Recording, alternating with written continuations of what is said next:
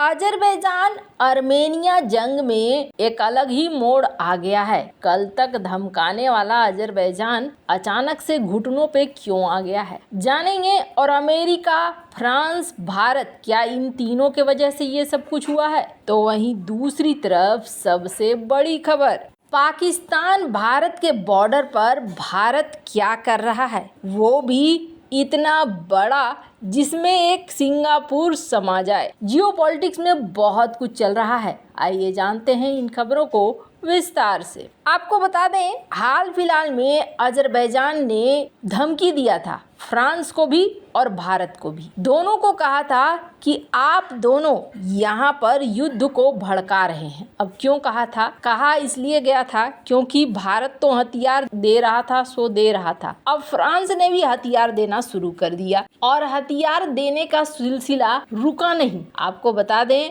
Armenia एक CSTO member था, लेकिन आर्मेनिया ने CSTO मेंबर यानी कि रूस का साथ छोड़ दिया और CSTO से आर्मेनिया निकल गया। तो CSTO मेंबर आर्मेनिया की मदद फ्रांस क्यों कर रहा है? हाल ही में फ्रांस एक एडवांस एयर डिफेंस सिस्टम बेचने के लिए तैयार हो गया। आर्मेनिया को देने जा रहा है थेल्स GM200। दोनों देशों ने एक MOU भी साइन किया जिसमें Mistral short range air defence system देने की बात हुई, और वो भी तब जब आर्मेनिया पहले से ही जॉइंट एयर डिफेंस सिस्टम रूस के द्वारा कवर्ड है। वैसे आप देखिए, यहाँ पर आप सोचेंगे कि नाटो का मेंबर है फ्रांस, तो नाटो क्वेश्चन करेगा कि CSTO का मेंबर है आर्मेनिया, आर्मेनिया को फ्रांस की तरफ से मदद दी जा रही है, कल की डेट में ये प्रॉब्लम होगी। आपको बता दें, ऐसा नहीं है, कई कारण हैं। एक तो फ्रांस तुर्की की दुश्मनी काफी पुरानी है, वहीं आर्मेनिया के साथ दोस्ती बढ़ाना चाहता है फ्रांस। इस बीच क्या हो रहा है, अजरबैजान के राष्ट्रपति इल्हाम अलीयेव एक तरफ तो भारत और फ्रांस पर आर्मेनिया के साथ संघर्ष भड़काने का आरोप लगा रहे हैं, तो दूसरी ओर पाकिस्तान का करीबी ये देश अब अपने दुश्मन के साथ शांति समझौते की तैयारी में लग गया है। जो खबरें आ रही हैं उसके मुताबिक आर्मेनिया और अजरबैजान दोनों ने ही संबंधों को सामान्य करने की बात कही है। अजरबैजान के राष्ट्रपति अलीयेव ने भारत और फ्रांस को हथियार देकर आर्मेनिया के साथ लगी जंग की आग में घी डालने की बात कही है। अजरबैजान पाकिस्तान और तुर्की का करीबी है। पिछले एक दशक से दोनों पड़ोसियों के बीच में संघर्ष की स्थिति है। लंबे समय से समझौते का इंतजार था। गुरुवार की रात को एक साझा बयान जारी किया गया और इसमें कहा गया कि दोनों देश लंबे समय से प्रतीक्षारत एक शांति समझौते के ऐतिहासिक मौके को सच होता हुआ देख रहे हैं। इनका कहना है कि इस साल के अंत तक वो एक शांति समझौता साइन कर सकते हैं। आर्मेनिया और अजरबैजान ने ये भी कहा है कि दोनों देश बंदी बनाए गए कैदियों को अदला बदली करेंगे। ये वो कैदी हैं जिन्हें नागोर्नो काराबाख में लड़ाई के दौरान पकड़ा गया था। यूरोपीय काउंसिल के अध्यक्ष चार्ल्स मिशेल ने इस कदम का स्वागत किया है। उन्होंने इसे आर्मेनिया अजरबैजान संबंधों में एक बड़ी सफलता बताई है। दोनों ही देशों ने कहा कि वो एक दूसरे के क्षेत्रीय अखंडता के लिए पारस्परिक सम्मान पर आधारित पूर्ण शांति समझौते पर हस्ताक्षर करने की दिशा में काम करेंगे। इसके बीच ही अजरबैजान ने आर्मेनिया के 32 सैनिकों को रिहा कर दिया है। वहीं आर्मेनिया ने भी अजरबैजान के 2 सैनिकों को रिहा कर दिया है। दिलचस्प बात यह है कि आर्मेनिया ने COP29 में अपनी उम्मीदवारी को वापस ले लिया है और ये कह रहा है कि COP29 अजरबैजान में करा दो। तो अजरबैजान भी एक क्षेत्रीय समूह की बैठक आर्मेनिया में कराने को तैयार है। कमाल की बात है कि दोनों में दोस्ती भी हो रही है, तो इतनी गहरी वाली। पर स्क्रीन पर एक आर्टिकल देखिए, डेली सभा का ये आर्टिकल है।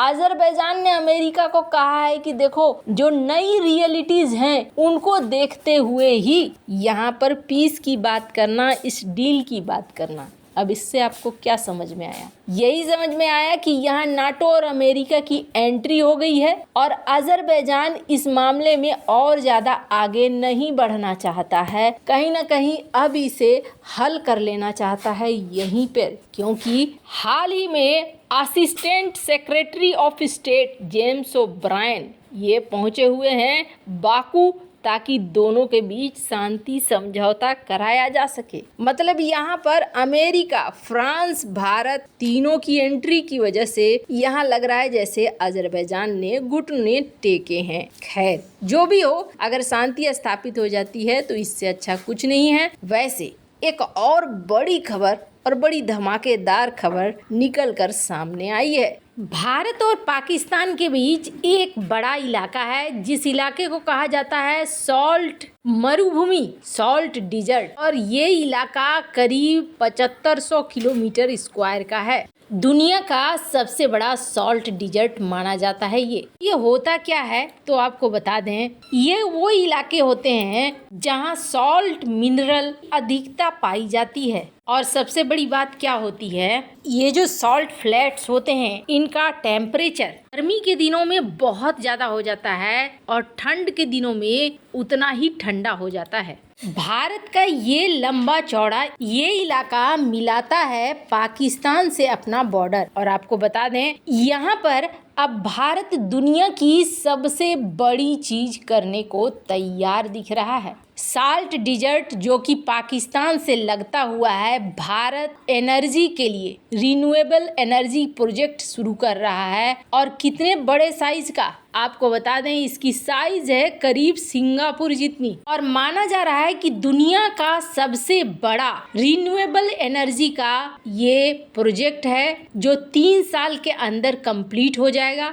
अब यहाँ पर कौन कौन सी एनर्जी का इस्तेमाल किया जाएगा तो सोलर एनर्जी, विंड एनर्जी। इस प्रोजेक्ट का नाम दिया गया है खावड़ा रिन्यूएबल एनर्जी पार्क। वैसे आपको बता दें, खावड़ा यहाँ पर पास में ही एक गांव है, उसी के नाम पर दिया गया है। यहाँ देखा जा रहा है कि हजारों की संख्या में लेबर लगे हुए हैं और ये बड़े बड़े पिल्लर, बड़े बड़े सोलर पैनल के लिए तैयारी कर रहे हैं। पिल्लरों को यहाँ गाड़ा जा रहा है। यहाँ पर ट्रांसपोर्ट का कंस्ट्रक्शन मटेरियल वगैरह पहुँचाया जा रहा है। और माना जा रहा है जब ये प्रोजेक्ट कंप्लीट होगा तो ये प्रोजेक्ट कितने बड़े क्षेत्र में होगा, कहा जा रहा है कम से कम 280 स्क्वायर माइल। और इस पर खर्चा कितना आ रहा है, $2.26 बिलियन।